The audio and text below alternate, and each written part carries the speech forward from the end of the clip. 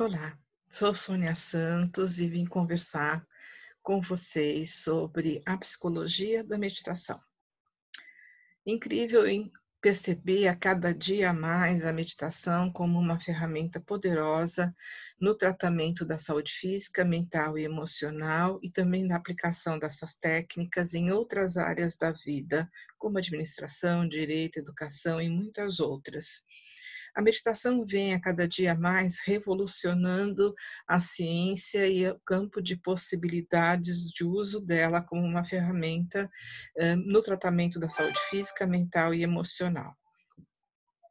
E isso é muito importante porque a meditação é uma técnica não invasiva, não medicamentosa e, a princípio, ela pode ser praticada por qualquer pessoa, de qualquer idade, de qualquer crença religiosa, e com o tempo, a partir de um aprendizado, ela pode ser feita em qualquer lugar.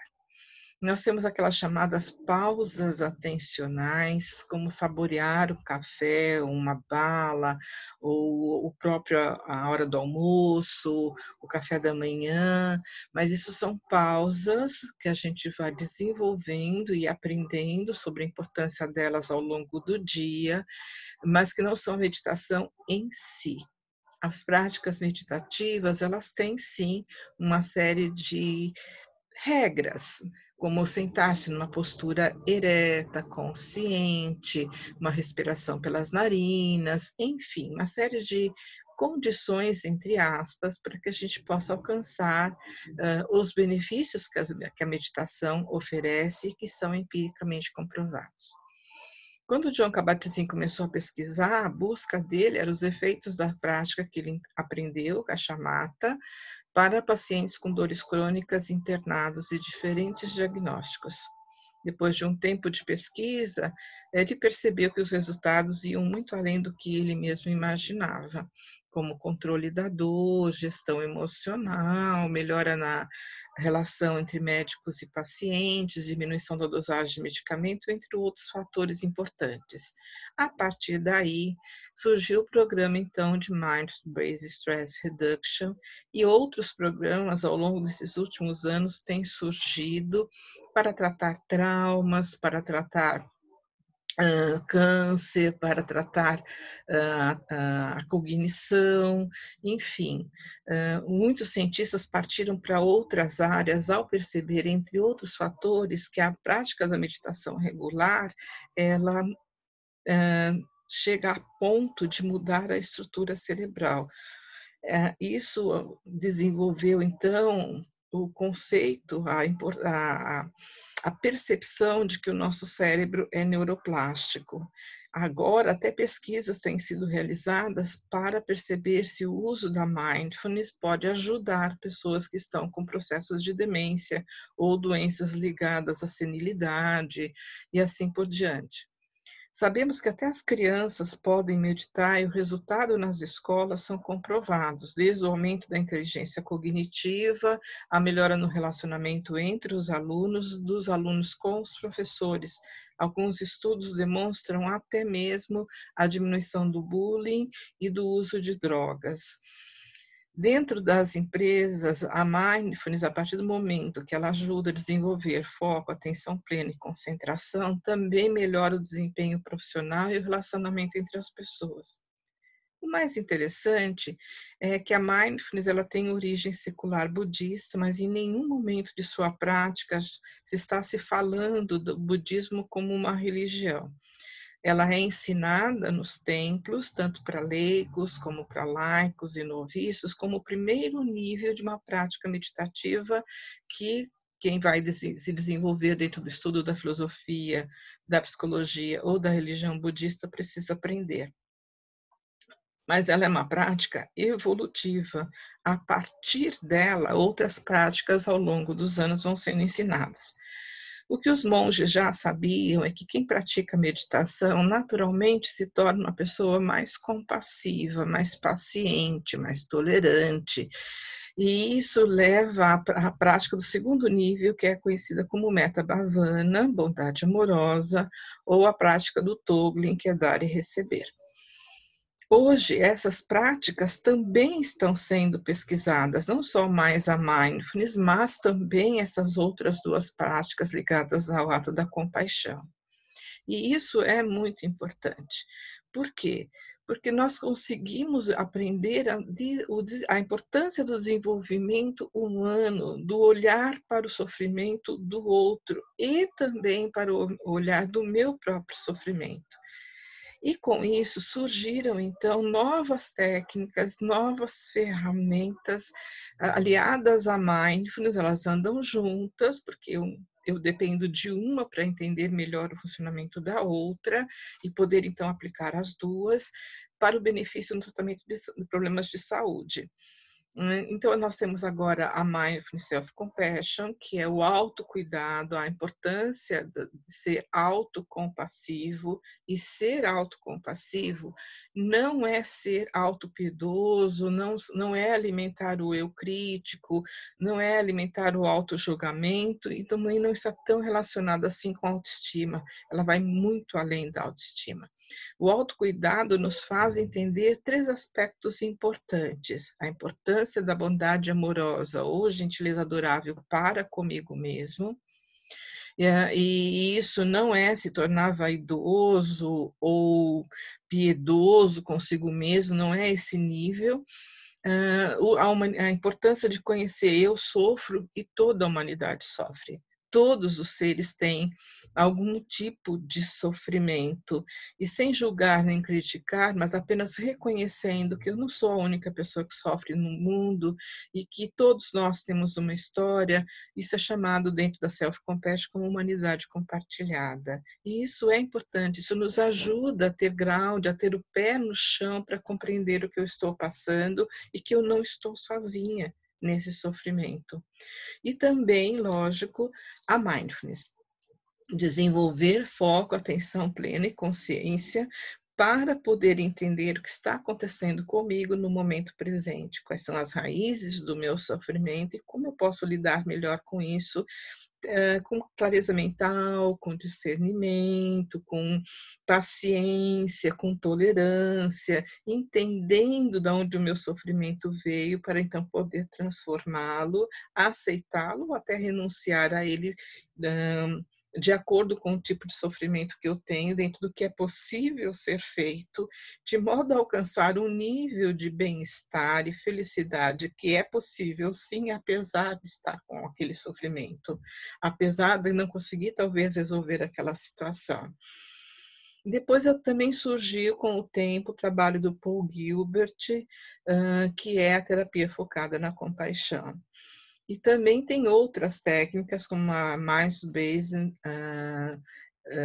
Emotional Balance, que é a Mindfulness para o equilíbrio emocional. E aí foram surgindo muitas outras técnicas, como a terapia cognitiva baseada na compaixão e assim por diante.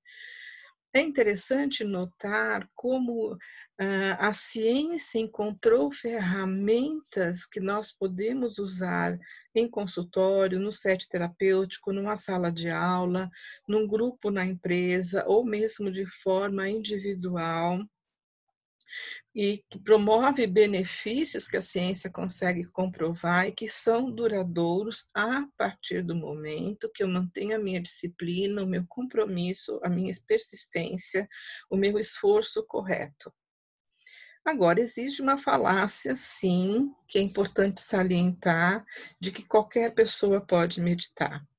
Quando nós falamos de uma técnica de meditação simples, resultante de uma aula de yoga, sim, é possível que qualquer um medite, claro.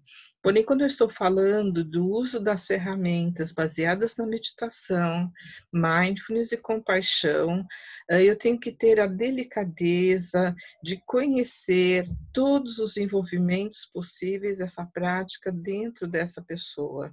Eu já passei, por exemplo, como psicoterapeuta, conhecendo meditação, praticando, ensinando, estudando, e estudo isso até hoje, por situações em que tinha sido mal informado a respeito de um paciente, indicado por um outro profissional, que provavelmente não conhecia a profundidade da prática, e infelizmente o meu paciente entrou numa crise, ele teve um choque naquele momento, com uma palavra que é do jargão normal dentro de um programa de mindfulness. E foi muito interessante a reação dele e a procura dele depois da aula, depois do programa de 8 semanas, para me falar o quanto aquela palavra o incomodava e o quanto tinha mexido com ele e que ele não estava gostando do programa exatamente porque acendeu um sofrimento com o qual ele tinha extrema dificuldade de lidar. Existem, por exemplo, práticas específicas para quem sofre de esquizofrenia. O paciente esquizofrênico pode fazer uma prática desde que ela não ultrapasse 5 minutos e esteja acompanhado com um profissional muito bem orientado para aquela prática, para aquele tipo de transtorno. Então, é preciso tomar muito cuidado quando a gente está falando das práticas, como uso dentro de um set terapêutico, dentro de um tratamento. Então, vamos levar em consideração que o profissional que vai aplicar a ferramenta também deve ser, então, um praticante dessa técnica. Por quê?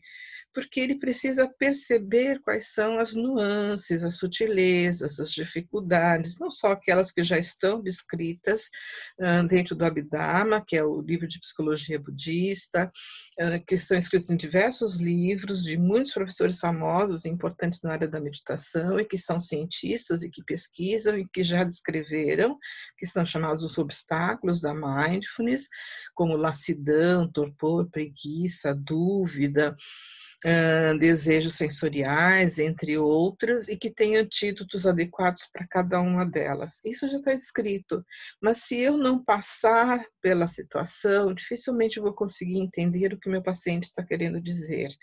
Então, é importante que o profissional também seja um praticante e que ele acredite na potencialidade dessa ferramenta.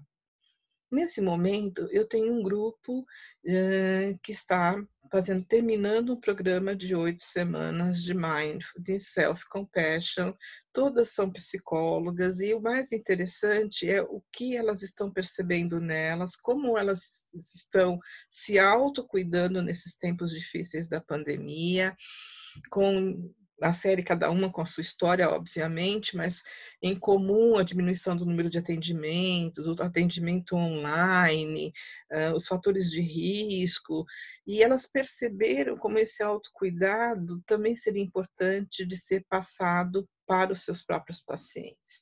Então, quando você pratica, você compreende melhor a ferramenta que você vai estar usando para o outro e que envolve o emocional, os pensamentos, a própria cognição e que traz à tona aspectos sombrios, lembranças, que às vezes ele não conseguiu abordar e aquilo vem à tona, explode uma emoção às vezes destrutiva, como a raiva, uma tristeza, um medo que ele não tinha percebido, e isso pode ser muito rico para se trabalhar, então, na terapia, porque vem aquilo que parecia tão bem guardado e bem resolvido, como elas mesmas comentam, né? Já fui tão trabalhada, já fiz tantos anos de terapia, e essa prática do dia de hoje levantou uma tampa que eu achava que já estava mais do que lacrada e bem resolvida, e não estava.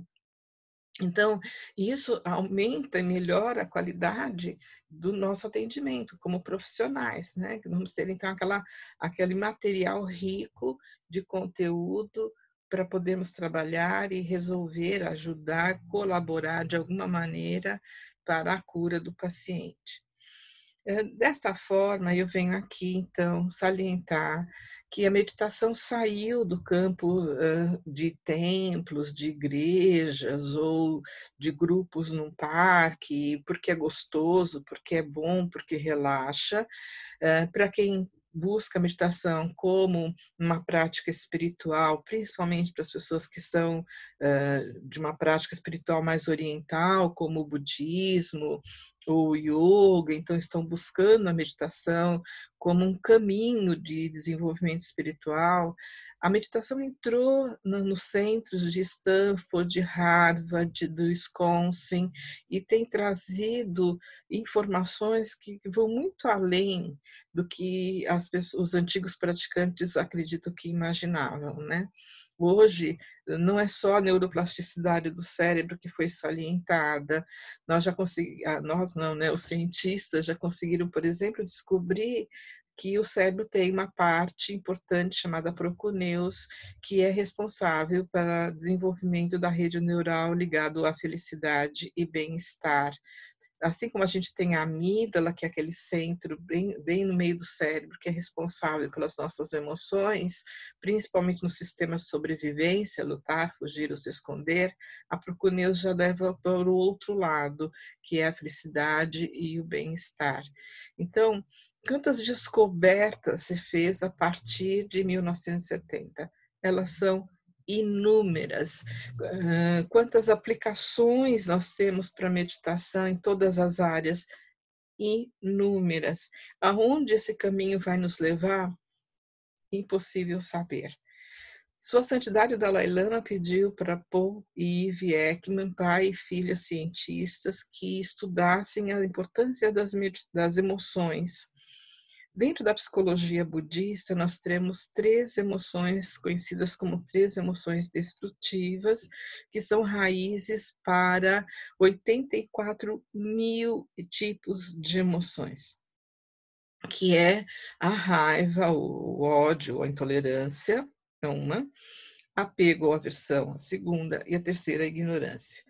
Paul e Eve Ekman descobriram as chamadas 5 emoções universais, que também geram, por aí, mais ou menos milhares de outras emoções.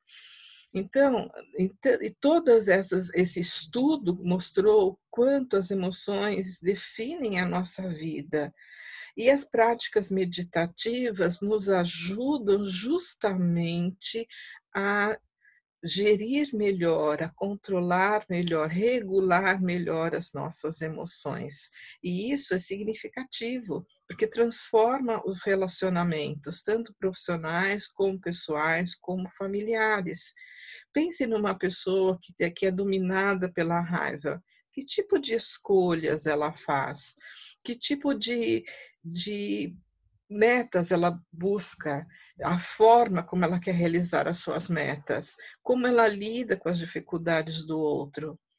É muito diferente de uma pessoa que reconhece, sim, eu tenho raiva, e a minha raiva vem disso, disso e disso, que surgiu na minha história pessoal a partir deste momento, ou eu fui criado numa família assim, assim, assado, e eu entendo a minha raiva e consigo perceber quando a minha raiva está chegando. Cada um de nós tem uma forma de perceber. Uns têm a boca amarga, outros sentem as mãos trêmulas, coração acelerado, dor de cabeça, enfim, diferentes sintomas que revelam que aquela raiva está chegando. Mas se você consegue perceber isso logo no comecinho, e você sabe o quanto a raiva pode te fazer tomar as piores decisões e falar as piores coisas e magoar o outro, pense como seria a sua vida diferente.